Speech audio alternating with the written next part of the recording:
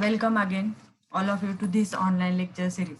Due to Corona, here again we start our online lecture series. Okay, last offline lecture we have seen or started the topic number first, that is fundamentals of signal conditioning system. Okay, in which we have seen the basic diagram of the measurement or measurement system. After that, we have to study the DC signal conditioning system. Means here, if the signal conditioning or the circuitry needs the DC supply for its operation, then it is a DC signal conditioning. If it requires the AC source, then it is a AC signal conditioning system. Last DC signal conditioning system, we have to problem of drift. Drift means there is a spurious signals coming into the our signal, and it is a problem of drift.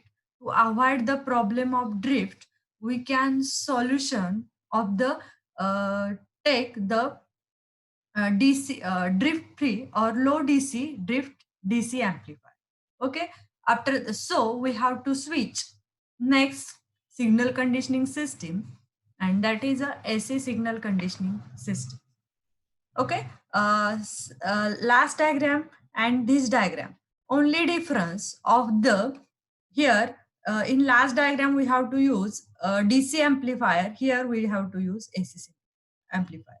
Okay, then one more thing is added in this diagram is a carrier isolate. Okay, and another is a phase sensitive detector. All the diagram is same, बाकीचे सगळे diagram सेमच आहे, फक्त there is a one more block that is a carrier isolator and one more block is a phase sensitive detector. What is the function of these two blocks? Okay, see one by one. First, see the measurand. Measurand means the quantity to be measured.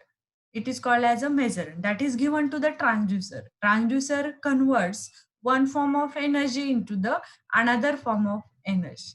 Okay, then the signal is given to bridge. Last lecture we have draw the diagram of bridge. What is the bridge? Bridge is a four arm. In that arm there is a strain gauge or there is a RTD. Okay, bridge is a balanced when there is a no signal or there is a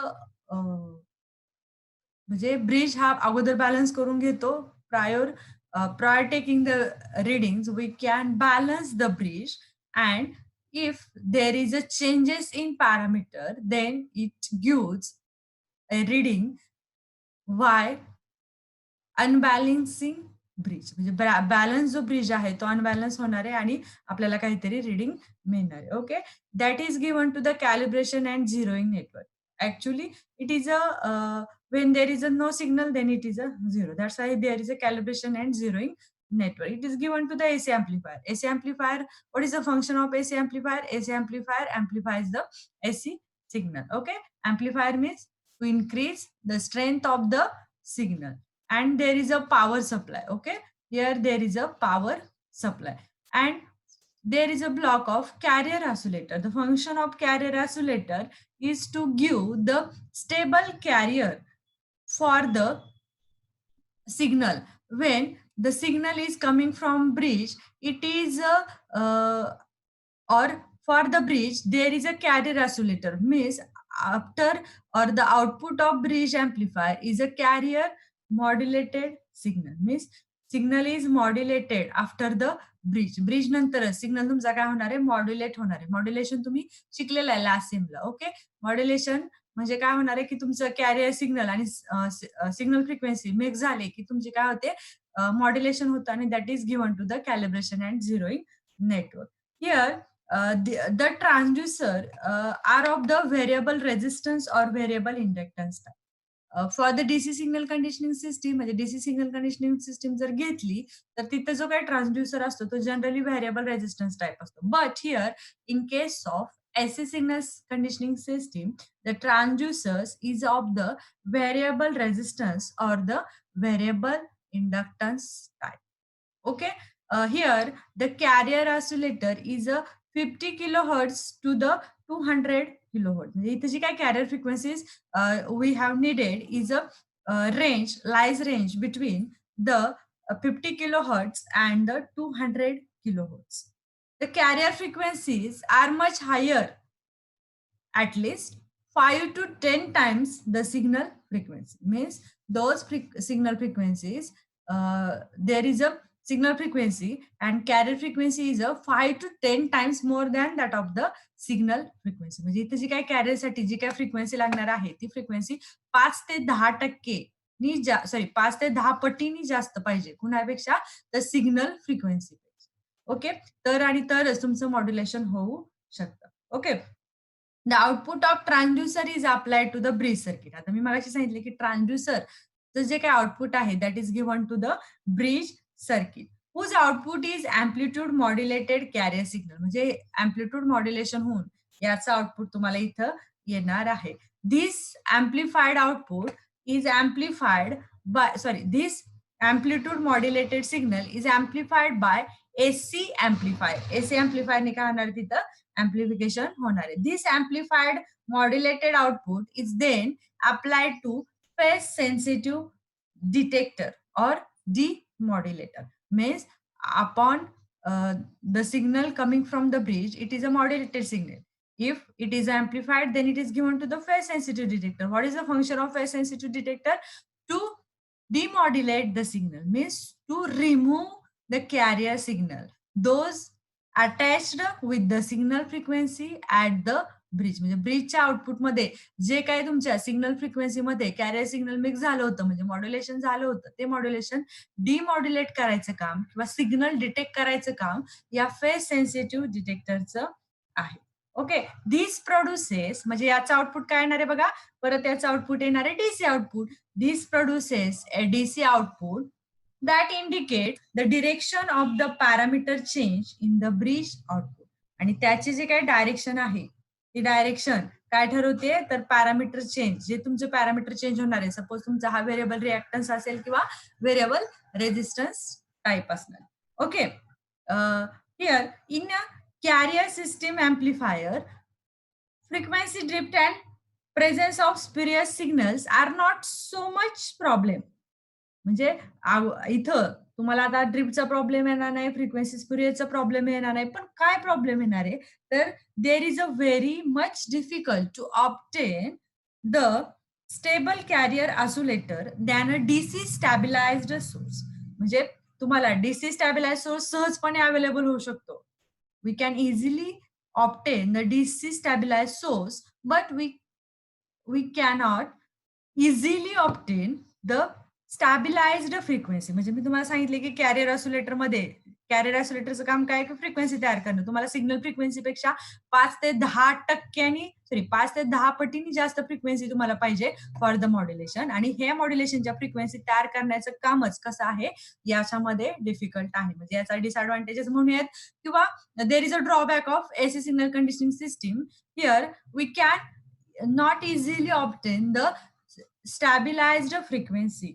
okay, here active field, इथं low pass filter काय करतो high frequency component काढून टाकतो. कारण signal कसा आहे तुमचं इथं डीसी सिग्नल आलेला आहे. लो पास फिल्टर काय करणार आहे हाय फ्रिक्वेन्सी रिमूव्ह करणार आहे.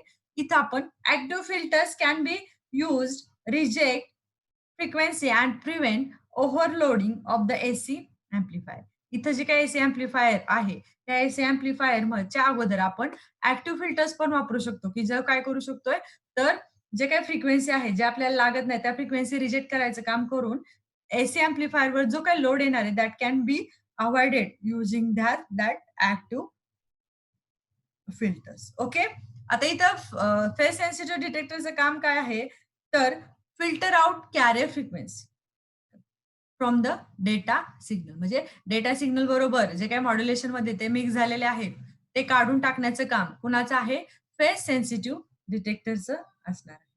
AC systems are used for variable reactance transducers and for systems where signal have to be transmitted via long cables to connect the transducers to signal conditioning system. म्हणजे इथं बघा तुम्ही इथं demodulation आहे. That's why we have to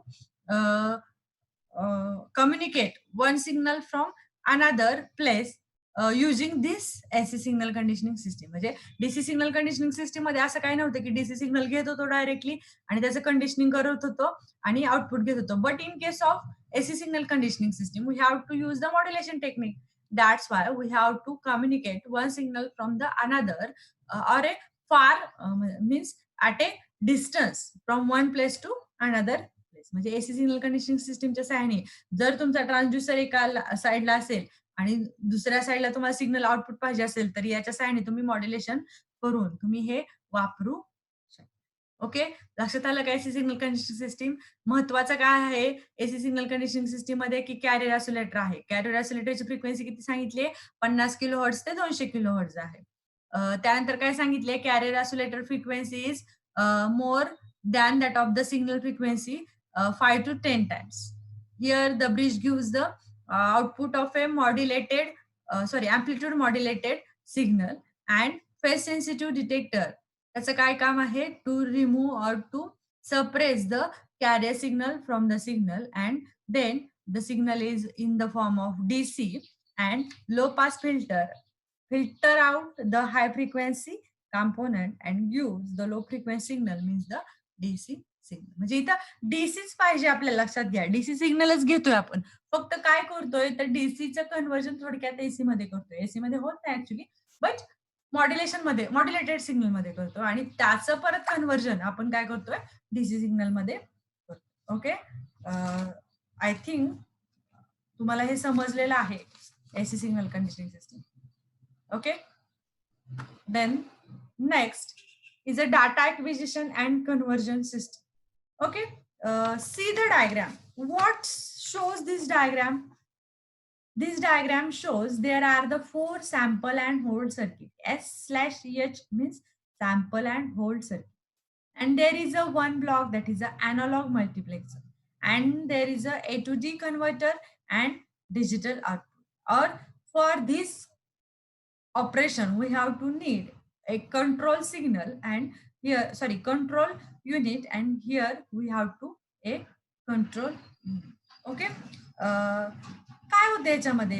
इथे लिहिले बघा, analogue signals from signal conditioning system. Means आता जे काय आपल्याला ट्रान्सड्युसर कडून जे सिग्नल मिळणार आहे तो अॅनालॉग सिग्नल आहे.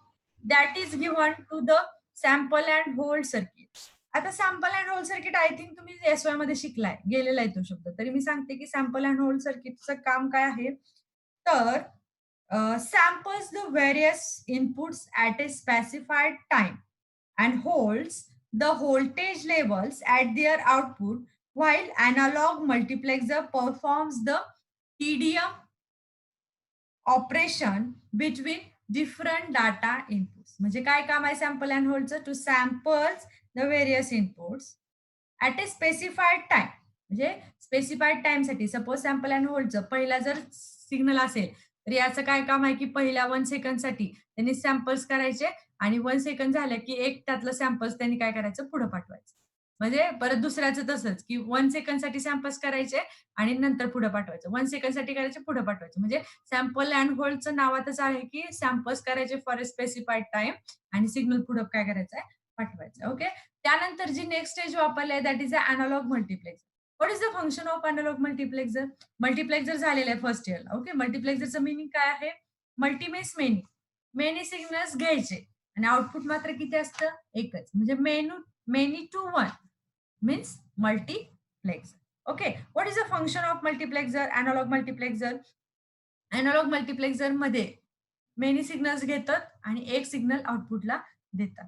ओके, आता मेनी सिग्नल्स घ्यायचे मग ते कसे? तर here the operation of multiplexer is a TDM, time division multiplexer.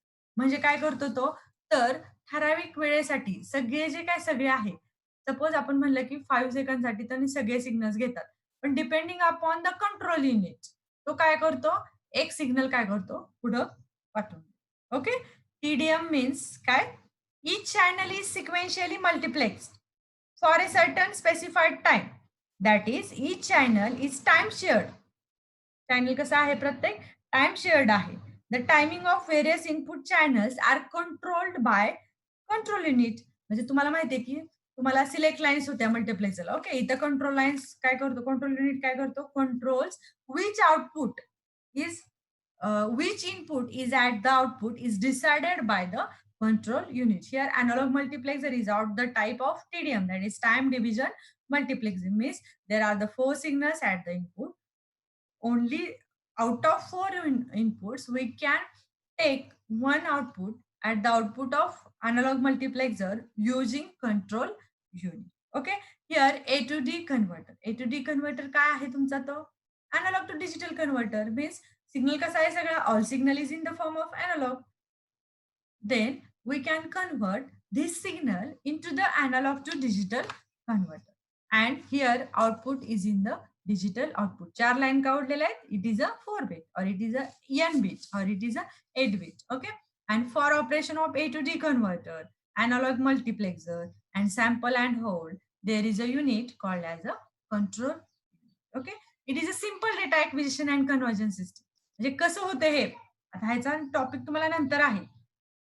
For the data acquisition system, we have to see in like forthcoming lectures. But here there is a short block diagram of this is a data acquisition and conversion system. Okay. I think we have to stop here. मला वाटतं तुम्हाला समजलं असेल आणि एक लक्षात घ्या, सगळ्यांनी लेक्चर बघायचे. लेक्चरमध्ये पण सूचना मी सांगणार आहे. ओके.